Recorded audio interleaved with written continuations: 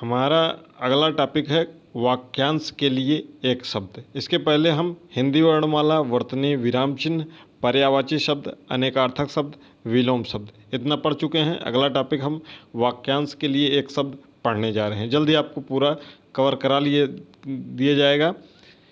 हिंदी भाषा कौशल एवं संचार का यह टॉपिक है जो कि प्रोफेसर राजेंद्र सिंह रज्जुभी विश्वविद्यालय से संबंधित समस्त महाविद्यालयों व मुख्य परिसर में संचालित BA BSc BCom BBA BCA द्वितीय सेमेस्टर के लिए अनिवार्य व बहुविकल्पीय प्रश्न पत्र है।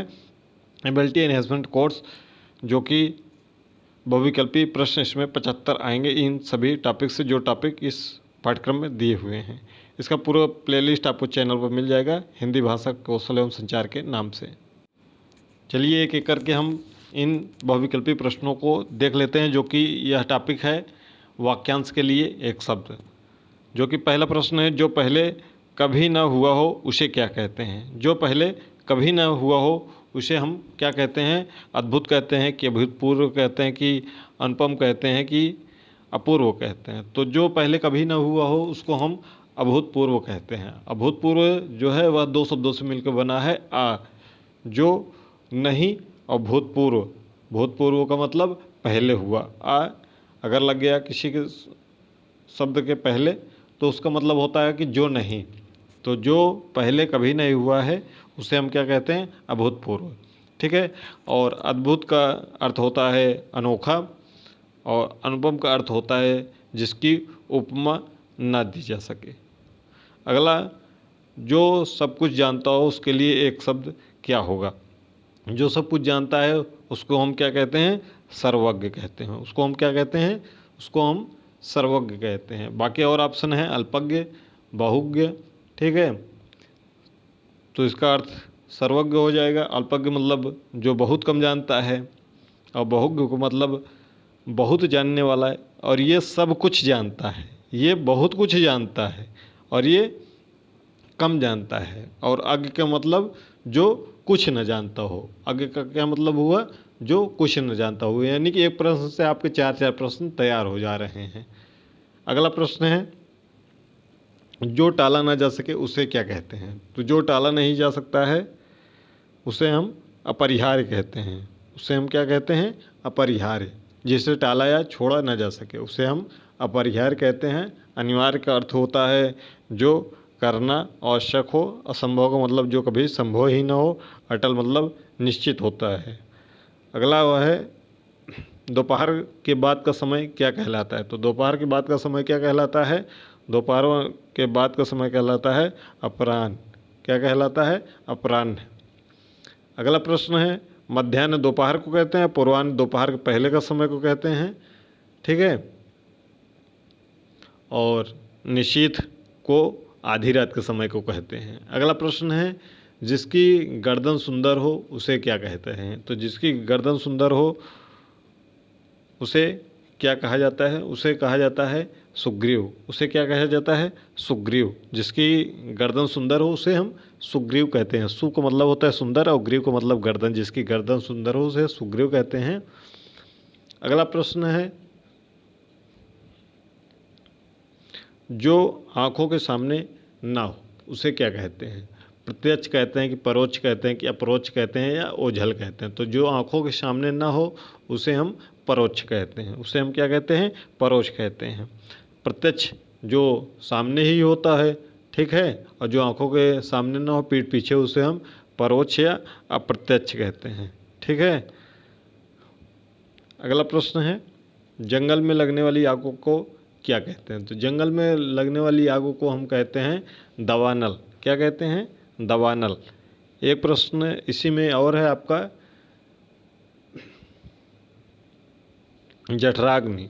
तो जठराग्नि कहते हैं जो पेट की भूख होती है, ठीक है, यानी कि पेट की आग या भूख कह लें, उसको हम जठराग्नि कहते हैं। और समुद्र में लगने वाली आग को बड़वाग्नि कहते हैं। तो ये भी प्रश्न जो और याद रखिएगा। अगले प्रश्न है, जिसकी आने की तिथि ज्ञात न हो उसे क्या कहते हैं? तो इसको तो आप बहुत अच्छी तरीके से जानते होंगे। जिसकी आने की तिथि न ज्ञात हो उसे हम अतिथि कहते हैं। मतलब बिना, और तिथि में तारीख। जिसकी तारीख तय न हो उसे हम अतिथि कहते हैं। अगला प्रश्न है, मोक्ष की इच्छा रखने वाला क्या कहलाता है? मोक्ष की इच्छा जो रखता है उसको हम कहते हैं मुमुक्षु। क्या कहते हैं? मुमुक्षु। और तैरने की इच्छा रखने वालों को तितीर्षु कहते हैं।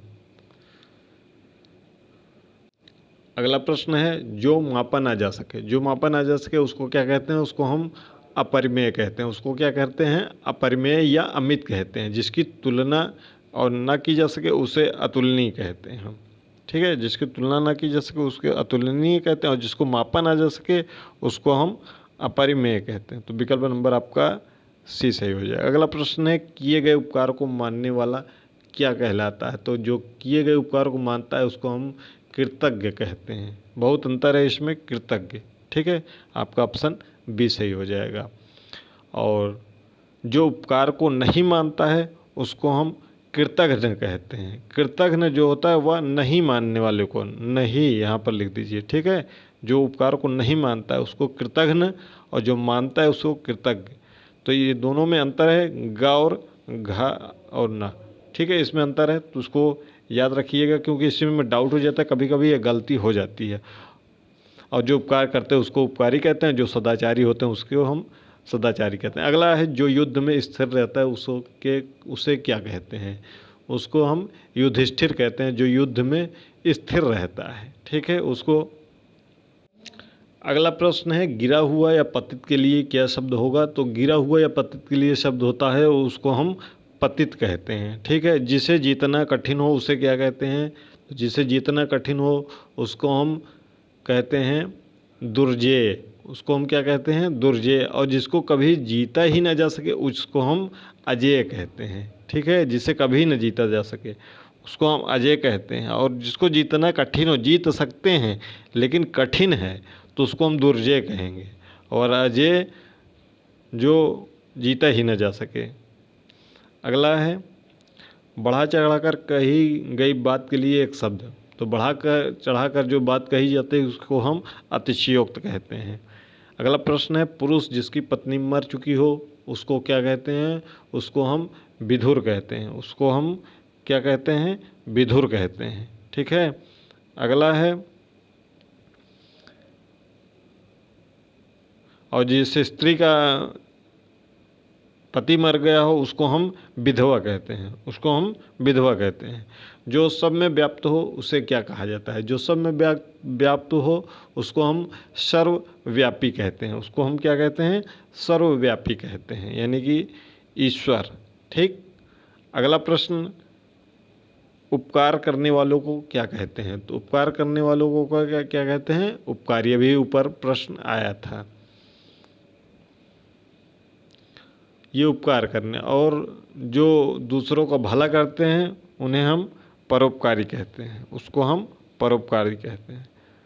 अगला प्रश्न है, आयु में बड़ा व्यक्ति क्या कहलाता है? तो आयु में जो बड़ा व्यक्ति होता है उसको हम ज्येष्ठ कहते हैं ज्येष्ठ भ्राताश्री। ठीक, तो बड़े भाई को या बड़े माता पिता को जो भी बड़ा हो उसको हम ज्येष्ठ कहते हैं, चाहे वह पद में हो या अनुभव में हो। ठीक, और छोटे को कनिष्ठ कहते हैं। छोटे को क्या कहते हैं? कनिष्ठ कहते हैं। और जो पद या अनुभव में बड़ा हो उसको हम वरिष्ठ कहते हैं। जो पद या अनुभव में बड़ा हो उसको हम वरिष्ठ कहते हैं। उम्र और रिश्ते में जो बड़ा हो उसको हम ज्येष्ठ कहते हैं। तो ये सब बहुत ध्यान रखने वाली बारीक चीज़ें हैं। अगला प्रश्न है, रास्ता दिखाने वाला क्या कहलाता है? तो रास्ता दिखाने वाला कहलाता है आपका मार्गदर्शक। जो भी आपको रास्ता दिखाए, चाहे पढ़ाई में या किसी भी बात में, वो आपके मार्गदर्शक का काम कहलाता है। सारथी जो होता है वह रथ हाँकने वाले को कहते हैं। तो ये टॉपिक है आपका, जो कि वाक्यांश के लिए एक शब्द है। यह टॉपिक आप चाहे जितना पढ़ लें, इसका कोई अंत नहीं है। जो महत्वपूर्ण प्रश्न है आपके परीक्षा के दृष्टिकोण से उसको हमने पढ़ा दिया है।